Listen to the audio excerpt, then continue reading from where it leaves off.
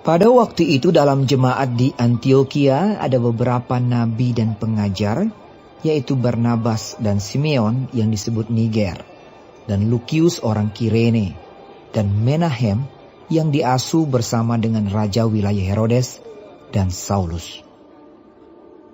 Pada suatu hari ketika mereka beribadah kepada Tuhan dan berpuasa, berkatalah Roh Kudus, "Khususkanlah Barnabas dan Saulus bagiku untuk tugas yang telah kutentukan bagi mereka." Maka berpuasa dan berdoalah mereka. Dan setelah meletakkan tangan ke atas kedua orang itu, mereka membiarkan keduanya pergi.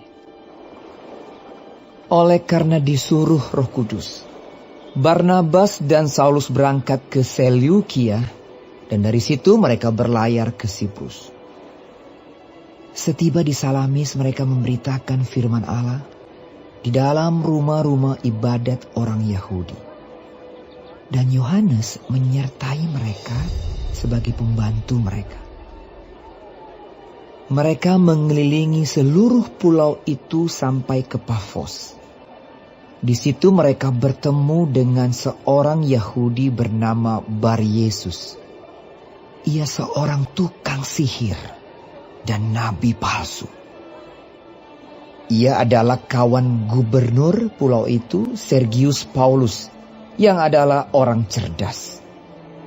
Gubernur itu memanggil Barnabas dan Saulus karena ia ingin mendengar firman Allah. Tetapi Elimas, demikianlah namanya dalam bahasa Yunani, tukang sihir itu, menghalang-halangi mereka dan berusaha membelokkan gubernur itu dari imannya. Tetapi Saulus, juga disebut Paulus, yang penuh dengan Roh Kudus, menatap dia dan berkata, "Hai anak iblis, engkau penuh dengan rupa-rupa tipu muslihat dan kejahatan. Engkau musuh segala kebenaran. Tidakkah engkau akan berhenti membelokkan jalan Tuhan yang lurus itu? Sekarang, lihatlah, tangan Tuhan datang menimpa engkau, dan engkau menjadi buta. Beberapa hari lamanya engkau tidak dapat melihat matahari." Dan seketika itu juga orang itu merasa diliputi kabut dan gelap. Dan sambil meraba-raba, ia harus mencari orang untuk menuntun dia. Melihat apa yang telah terjadi itu, percayalah gubernur itu. Ia takjub oleh ajaran Tuhan. Lalu Paulus dan kawan-kawannya meninggalkan Pafos dan berlayar ke Perga di Pamfilia. Tetapi Yohanes meninggalkan mereka lalu kembali ke Yerusalem. Dari Perga mereka melanjutkan perjalanan mereka, lalu tiba di Antiokhia di Pisidia. Pada hari Sabat mereka pergi ke rumah ibadat, lalu duduk di situ. Setelah selesai pembacaan dari hukum Taurat dan kitab nabi-nabi, pejabat-pejabat rumah ibadat menyuruh bertanya kepada mereka, "Saudara-saudara, jikalau saudara-saudara ada pesan untuk membangun dan menghibur umat ini, silakanlah." Maka bangkitlah Paulus. Ia memberi isyarat dengan tangannya, lalu berkata, "Hai orang-orang Israel, dan kamu yang takut akan Allah, dengarkanlah.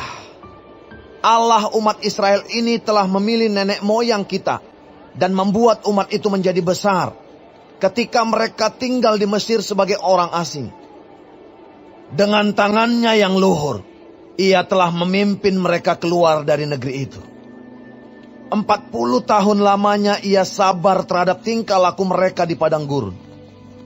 Dan setelah membinasakan 7 bangsa di tanah Kanaan, ia membagi-bagikan tanah itu kepada mereka untuk menjadi warisan mereka. Selama kira-kira 450 tahun. Sesudah itu ia memberikan mereka hakim-hakim sampai pada zaman Nabi Samuel.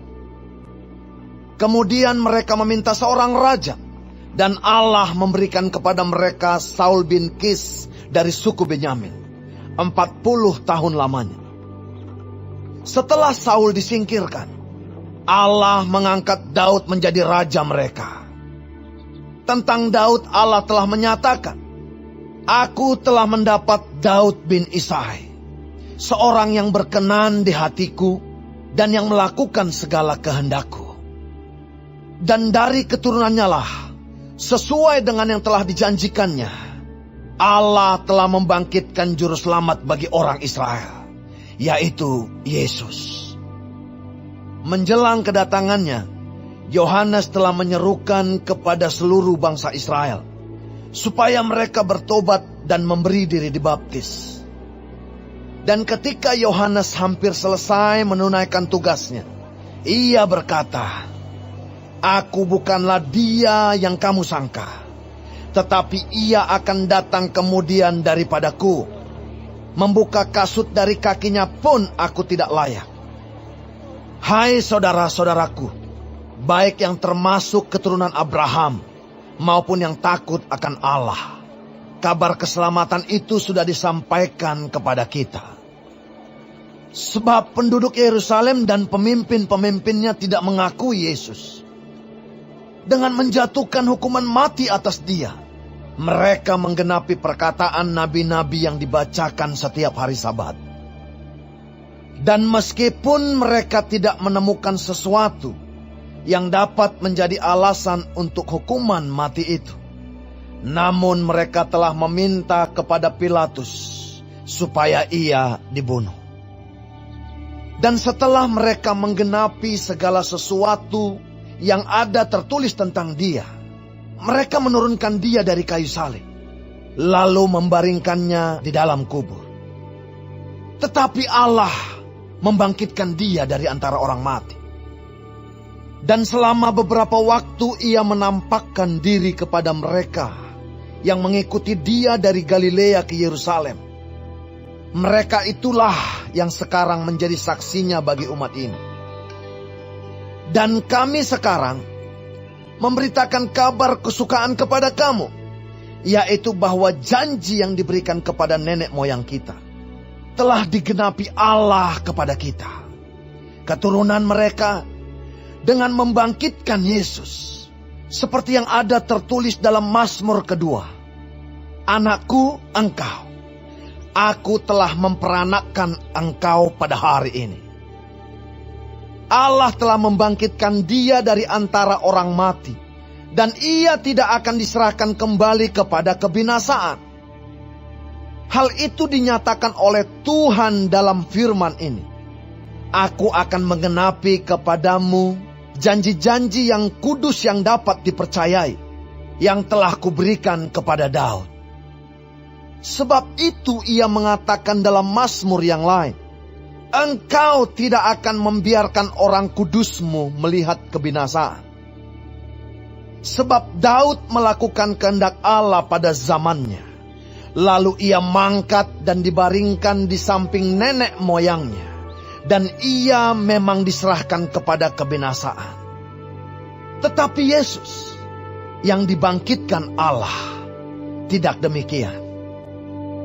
Jadi ketahuilah, hai saudara-saudara, oleh karena dialah maka diberitakan kepada kamu pengampunan dosa. Dan di dalam dialah setiap orang yang percaya memperoleh pembebasan dari segala dosa yang tidak dapat kamu peroleh dari hukum Musa. Karena itu, waspadalah supaya jangan berlaku atas kamu apa yang telah dikatakan dalam kitab nabi-nabi. Ingatlah, hai kamu penghina-penghina, tercenganglah dan lenyaplah. Sebab aku melakukan suatu pekerjaan dalam zamanmu, suatu pekerjaan yang tidak akan kamu percayai jika diceritakan kepadamu. Ketika Paulus dan Barnabas keluar, mereka diminta untuk berbicara tentang pokok itu pula pada hari Sabat berikutnya. Setelah selesai ibadah, Banyak orang Yahudi dan penganut-penganut agama Yahudi yang takut akan Allah mengikuti Paulus dan Barnabas. Kedua rasul itu mengajar mereka dan menasihati supaya mereka tetap hidup di dalam kasih karunia Allah.